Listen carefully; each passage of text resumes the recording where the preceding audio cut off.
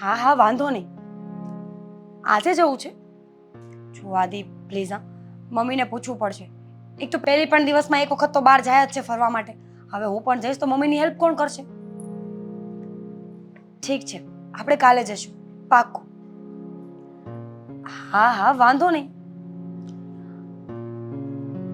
જો આ તમે છે ને તમારી બધી જ વાતો તમારી પાસે રાખો. ખબર છે મને, દીદી લગ્ન પહેલા બધા આવું જ કરતા હોય છે. હા સાંભળું છું. પછી વાત કરજે ને. અરે એક મિનિટ, બંનેનું કઈ રીતે સાંભળીશ? આ દામિની છે, બીજું કોણ સાચી હોય? વાત છે, બહુ મોટી પ્રોબ્લેમ છે ને, બંનેનું તું કઈ રીતે સાંભળે? મારી પાસે એનું સોલ્યુશન છે. હેલો જીજાજી, દામિની યાર. આહાહા, તો તમે કેમ છો? હું ને જ્યાં સુધી મારી બહેન હોય ત્યાં સુધી હું કેવી રીતે મજામાં રહી શકું? હા હા બોલો ને. શું તમને મારી યાદ આવતી હતી જીજાજી? મને પણ તમારી બહુ યાદ આવતી હતી. જીજાજી, દામિની. મારી બેન છે ને બહુ ડિસ્ટર્બ કરે છે આપણને. દામિની. શું છે? ફોન. હા તો લઈ લે ને. આ લે તારો ફોન. આ લે. લાગી જશે ને બંનેમાંથી એક તને.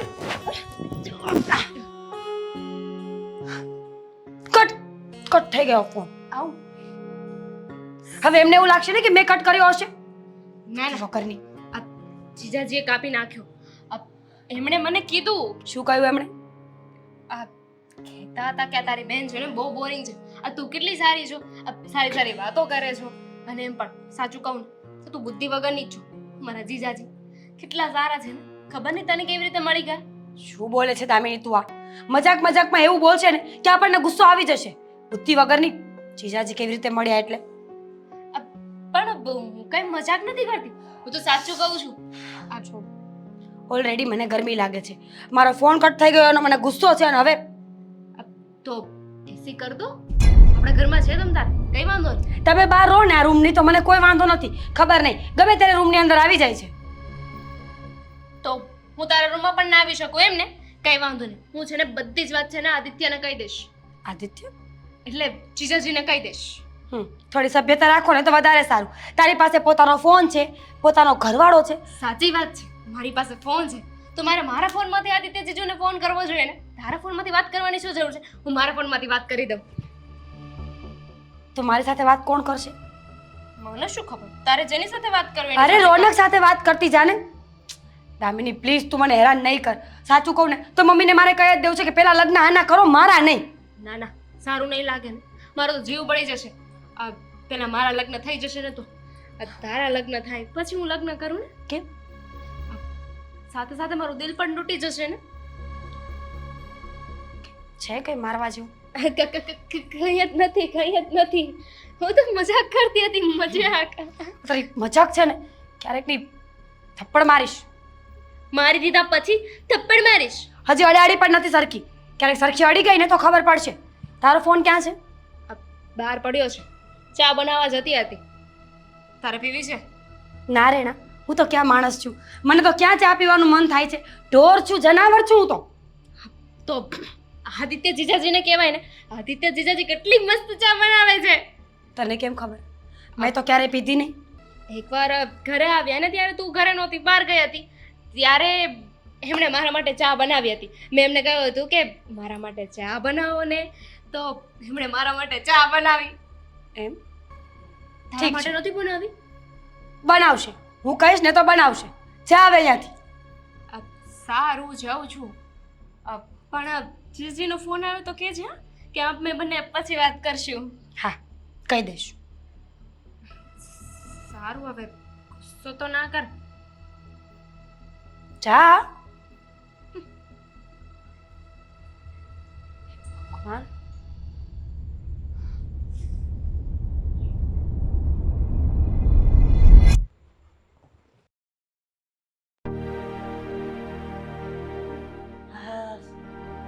વસ્તુ ઘણી ખરી પતી ગઈ છે, શાકભાજી નથી. આ છોકરીને ખબર ન પડે કે શાકભાજી યાદ કરાવે, પછી કહેશે કે મમ્મી નકરું કઠોળ જ યાદ કરાવે છે, રોજ મગ બનાવવાનું કે. તો શું કરું? આ બંને દીકરીઓ ભૂલકણી છે. જય શ્રી કૃષ્ણ.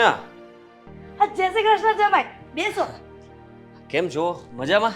એકદમ મજામાં. પણ તમે વળી અહીંયા ભૂલા પડ્યા. આ બાજુથી નીકળતો હતો તો થયું કે આ જરા ચક્કર મારતો જાઉં. સારું કહેવાય ને કે તમને સસરાનું ઘર તો યાદ આવે છે, નહીંતર આટો મારીને બાજુમાં વયા જો તોય ખબર ન પડે. ના ના ના હા, એવું કંઈ નથી. આ જુઓ, હા અહીંયાથી નીકળતો હોઉં તો હું ચોક્કસથી આવું જ ને, કેમ ના આવું? હા, તમને મને કઈ ગમ્યું.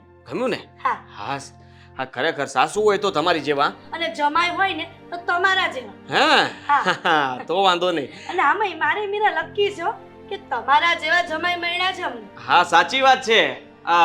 એટલે તમારી વાત સાચી છે. આથી બોલો ને, સંભળાઈ ગયું મને? સંભળાયું ને? હા. હા, એમાં શું છે કે મને થયું કે જરાક આંટો મારતો આવું. હા, કેમ કે મારો ફોન છે ને, એટલે કંઈ નહીં. જમાઈ, આ તમારી સાસુમાં છે. તમારા સાસુમાએ આ જમાઈ કરતા વધારે દિવાળી જોઈ છે. આ તમે જે જોરમાંથી બોલો છો ને, પણ એ સાંભળનારી આ ઘરમાં નથી. એટલે કે મારી દીકરી મીરા. તો કહી છે ક્યાં? હા હા, એટલે હું તમને પણ મળવા આવ્યો જ હતો. હા, હા, તો શું કે મેં એને ફોન કર્યો અને ફોન ન રિસીવ કર્યો એટલે મને થયું કે સરપ્રાઈઝ આપું. હા, પણ હવે તો બૂમ કરીને કઈ મતલબ નથી, ઘરમાં તો એ છે નહીં. એટલે જ તો કીધું કે ધીમે ધીમે બોલો, નહીંતર બાજુના ઘરમાં ખબર પડી જશે કે આના થનારા જમાઈ મોટા આવ્યા છે. હા, તો હું શું કહું છું શું કહો છો? કે તમે જમીને જશો ને? ના ના ના ના, હા? જમવા સુધી થોડી રાહ જોવાતી હશે. તો મીરા આવી જશે, બીજું કાંઈ નહીં. હું એને ફોન કરી દઉં છું કે અમારા થનારા જમાઈ આવી ગયા છે, અહીંયા આટો મારવા આવ્યા હતા ને. તો ના ના મમ્મી જી, એવું કઈ ના હોય. તમે મળી ગયા, વાત કરી લીધી, તમે સમાચાર આપી દેશો એટલે આવી ગયું એમાં. હા, પણ તબિયત પાણી તો સારા ને તમારા? અરે એકદમ ફર્સ્ટ ક્લાસ. આ ભગવાનની કૃપા છે અને તમારા જેવા દીકરાઓના આશીર્વાદ છે. હા હા, કેમ નહીં. આ કંઈ પણ કામકાજ હોય તો તમે તમારે ગમે ત્યારે ફોન કરી શકો છો. કઈ વાંધો નહીં, ફોન કરી દઈશ ને. કેમ કે મારા જમાઈ થોડા છે, મારા દીકરાઓ છે. તમારા જેવો સ્વભાવ રોનક કુમારનો છે. હા, હા, અરે વાહ. અને હું એમ કહું છું કે તમે એડવાન્સમાં જો ફોન કર્યો હોત તો હું મીરાને ઘરે રાખત ને. આ શોપિંગ કરવા થોડી ગઈ છે માર્કેટમાં એની બેનપણી સાથે. હા, પણ હવે મને થયું કે અચાનક જ આવું એટલે મેં ફોન નહોતો કર્યો. પહેલાં નક્કી નહોતું કે અહીંયા આવીશ જ. સમય થોડોક હતો મારી પાસે એટલે આવ્યો, બાકી મારે કામ પણ છે થોડું. આવી બધી સરપ્રાઈઝ આપશો ને તો દર વખતે નહીં મળે. કેમ કે આ લગ્નની પણ નજીક તારીખ નહીં આવી જાય. આ લગ્નની તારીખ યાદ આવ્યું. હું એમ કહું છું તમારા પપ્પાને વાત કરો કે હવે લગ્ન કેદી લેવાના છે. તો આમાં એમ છે કે બંને બહેનોના જો સાથે સગાઈ થઈ ગઈ છે તો સાથે લગ્ન થઈ જાય ને તો અમે નાના વેવાઈને પણ કેવડાવી દઈએ, બીજું કાંઈ નહીં. એક ખર્ચે બધું પતી જાય અમારે. પપ્પાને એ લોકો કંઈ વાત તો કરતા હતા, પણ મને કંઈ ચોખવટ પાડીને વાત ખબર નથી અને કરી પણ નથી. એટલે એવું હોય તો તમે જ લોકો વાત કરી લેજો ને. આ વડીલ નક્કી કરે એ બરાબર, હું તો શું કહું આમાં? હા, એ તો છે, પણ આ તો તમે આવ્યા અને વાતમાંથી વાત નીકળી તે વળી યાદ કરાયું કે તમે જો ઘરે જઈને વાત કરો ને તો પછી મને ફોન કરાવજો. હા હા, કેમ નહીં. હું વાત કરાવીશ મારા મમ્મી સાથે, તમે વાત કરી લેજો અને જે રીતના તમારે નક્કી કરવું હોય એ રીતના નક્કી કરી લેજો. ચોક્કસ. આમાં શું છે, આ દીકરીઓનો પ્રસંગ આવે તો મા બાપને ચિંતા થતી હોય કે સામેવાળાનો રિવાજ કેવો હોય કેવો નહીં. મારી દીકરીઓ સાસરે જાય એટલે સાંભળવું ન પડે કે તારા મમ્મીએ પેરામણીમાં આ નથી આપ્યું તે નથી આપ્યું. એટલે અરે તમે જરાય ચિંતા નહીં કરો.